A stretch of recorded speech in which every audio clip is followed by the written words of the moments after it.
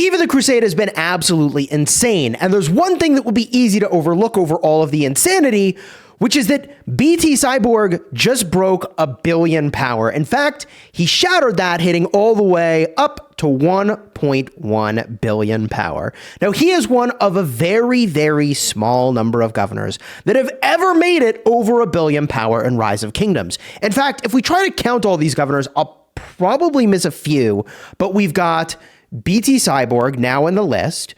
We've got Wild Lion, Mr. Hope, Ekramabi, Baba, you've got Maverick, Yoda, 2 of Mimi accounts, and maybe there's another. Let me know down below in the comments, but is there like literally 10 or less than 10 governors that have ever broken 1 billion power? I don't know. I wanted to take a moment to point out that BT Cyborg is one of a very small number of governors that have now hit that 1.1 billion power marker. And so many of you are wondering, well, how is Eve of the Crusade going? And let me tell you, 1960 entered into Insano mode.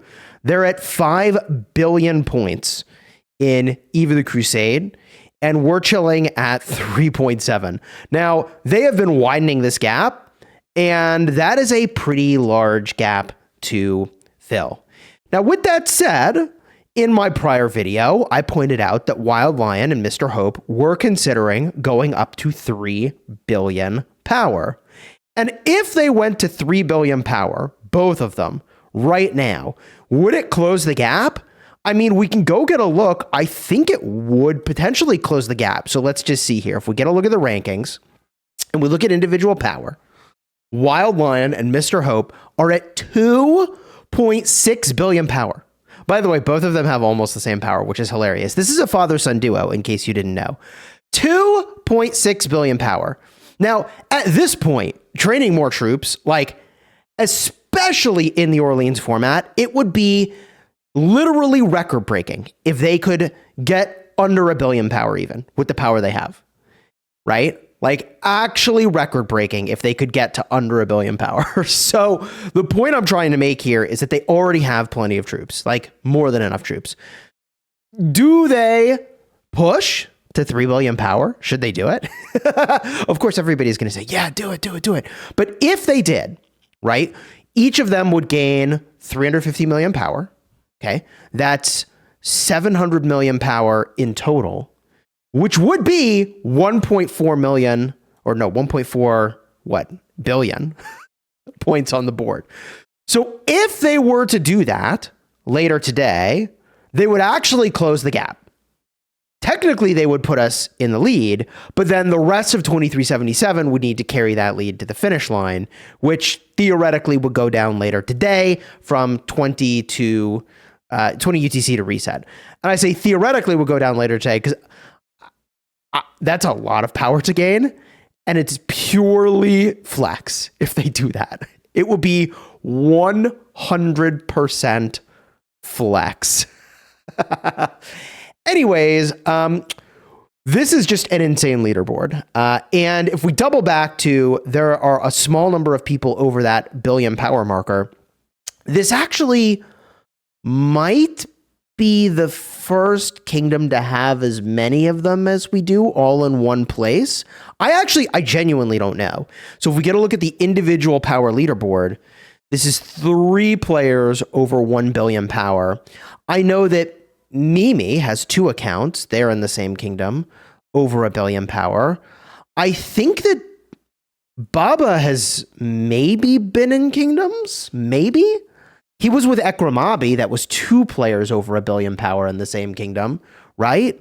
Like, it is remarkably, well, here's what I'll say. Here, I'll just show you. Look at this alliance power. Where's the alliance power? Right here, right? Like, we have 2 spaces and we're 25.7 billion power.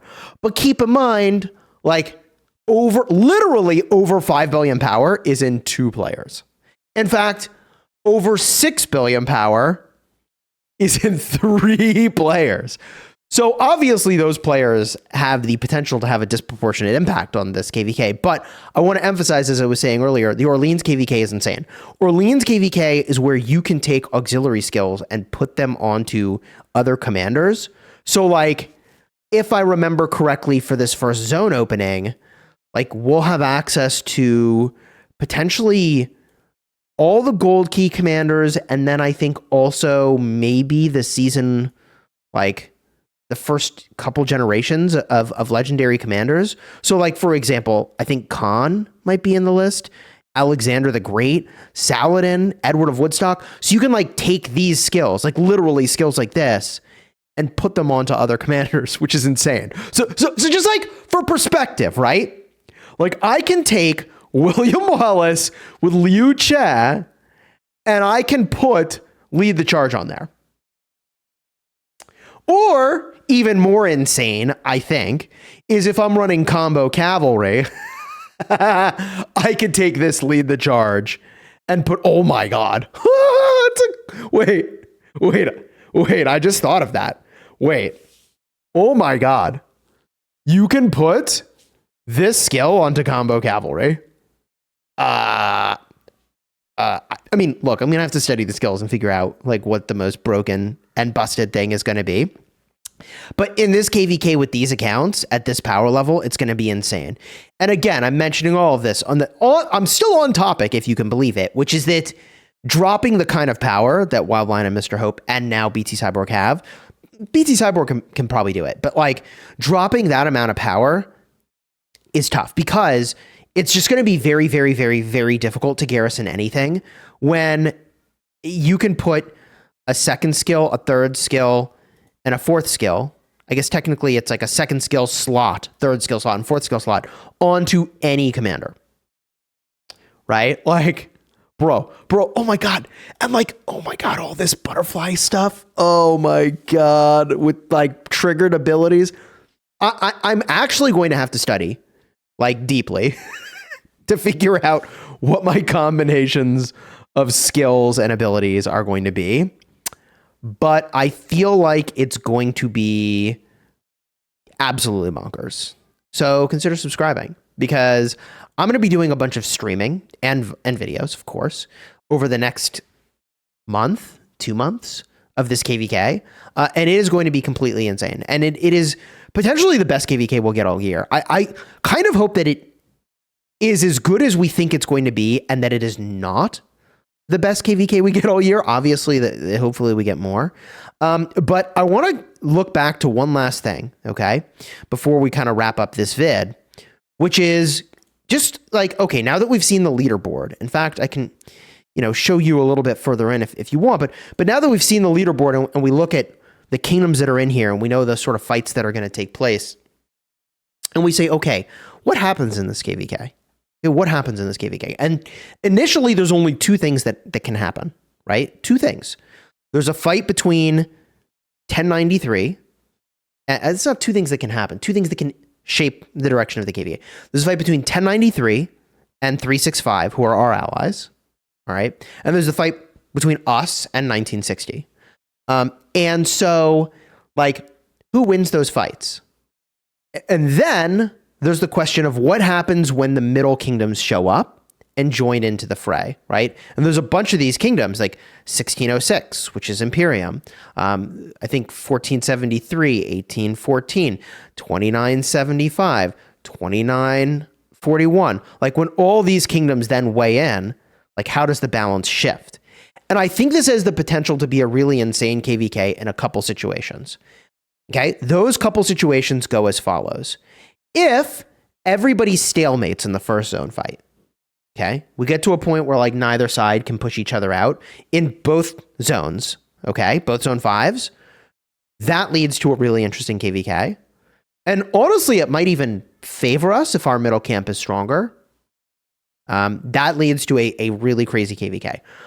If both sides are won by one team, that potentially leads to a less exciting KvK. What do I mean by that? So let's say 1960 wins and 1093 wins, or 365 wins and 2377 wins.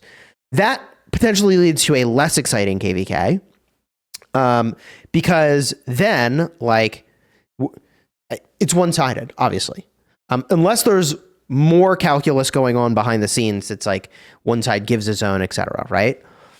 So if one team dominates these first zones, both of them, then who knows what the KvK could be. But what is also an interesting possibility is if there's a tie and a victory, right? So like, let's say, I'll use my kingdom as the example, but let's say 365 and 1093 tie, and like we lose our zone versus 1960, right? Like there obviously one side is favored, but it's certainly closer, and like the middle kingdoms kind of decide. I guess the thing that I am realizing about this format and the setup of this map is like there's still a lot of room for mystery for what the heck is going to happen. So subscribe. If you look at histories and track records, I think our side has a lot more to potentially prove. And it's funny because I was talking to Cortex and I asked him, this is so funny, but I'll just tell you the truth. I asked him, like, what's it feel like to be in a kingdom that like pretty much never loses KvKs? Like, does it feel any different? And he's like, I don't know. How do you feel? And I was like, what do you mean? He's like, 2377 has never lost. I was like, what do you mean they've never lost? I was like, oh, I guess I feel about the same. But like, you've got these kingdoms that they don't lose, but like somebody's losing. And who, I don't know, man. Enough theorizing about what could or couldn't happen. I just think this is going to be a real interesting KvK. If you want to see the last vid where I talked about Wild Lion and Mr. Hope considering their push to 3 billion power, which like they decide to do it, I'm just going to fire up the stream. We'll see what that looks like. I think it's going to be really nuts. So consider subscribing. If they don't push, then probably my next stream will be when we're entering KvK. And I've got to power up, I don't know, get all my crystal tech on this account, get all the crystal tech on my restart account. Again, I got to figure out what the heck I'm going to do with my restart account if I'm constantly fighting over here. Maybe there'll be breaks.